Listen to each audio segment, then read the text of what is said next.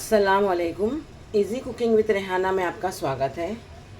आज हम सोयाबीन की ये सोया वड़ी जो मिलती है मार्केट में उसकी हम ग्रेवी बनाएंगे। ये मैंने 100 ग्राम से कम थोड़ा सा ये प्याला भर के मैंने सोयाबीन ले लिया है।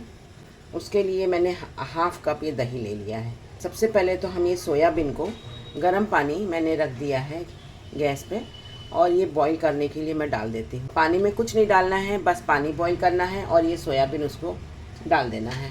तब तक मैं आपको मेरे इंग्रेडिएंट्स बताती हूँ। ये है आधा कप दही, ये 3 प्याज ले लिया था मैंने, ये इसको रफली चॉप किया है और 3 टमाटर ले लिया है मैंने मीडियम साइज़ का। 1 टीस्पून भरकर मैंने कश्मीरी लाल मिर्चा पाउडर ले लिया है, आप अपने हिसाब से लीजिए। हाफ़ टी स्पून से थोड़ा ज़्यादा मैंने गरम मसाला ले लिया है। 1.5 टीस्पून धनिया पाउडर लिया है और हाफ़ टी स्पून मैंने ज़ीरा पाउडर ले लिया है। हल्दी 1/4 टीस्पून लिया है, नमक 1 टीस्पून ले लिया है। हम बताते हैं आपको हमारा सोयाबीन। ये देखिए मैंने सोयाबीन को बॉईल करने रख दिया था। ये बॉईल उबलते पानी में मैंने सोयाबीन डाल दिया है।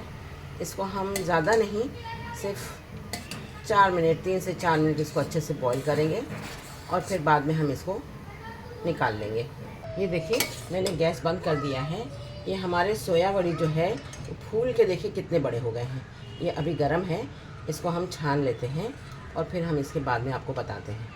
एक तरफ प्याज टमाटर हो रहा है हमारा, तब तक हम ये सोयाबीन को निचोड़ लेते हैं। इसको आप कुकर में भी बना सकते हैं।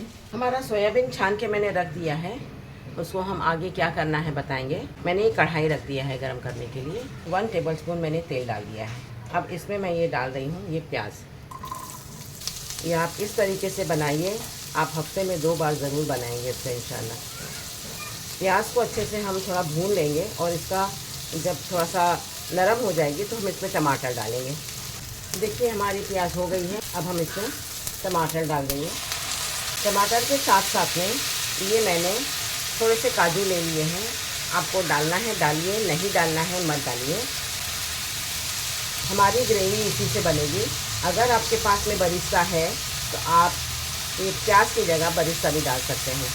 सेम जैसे चिकन मटन का कोरमा बनाते हैं, सेम तरीके से आप बना सकते हैं। मीडियम कर देते हैं फ्लेम को ताकि हमारा टमाटर अच्छे से गल जाए।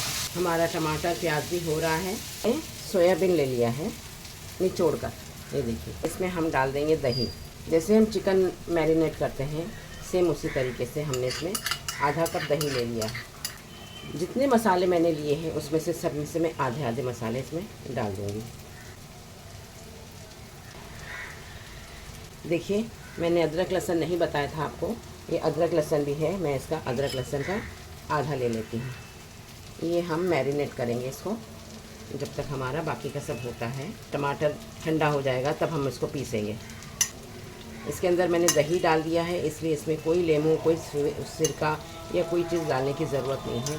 सेम ये कोरमे की तरह से आप इसको बना सकते हैं। मैंने गैस बंद कर दिया है। इसमें हम ये थोड़ा सा नमक और थोड़ी सी हल्दी। मैंने ये कढ़ाई से प्याज टमाटर निकाल लिया था, उसको पीस लिया है बारीक।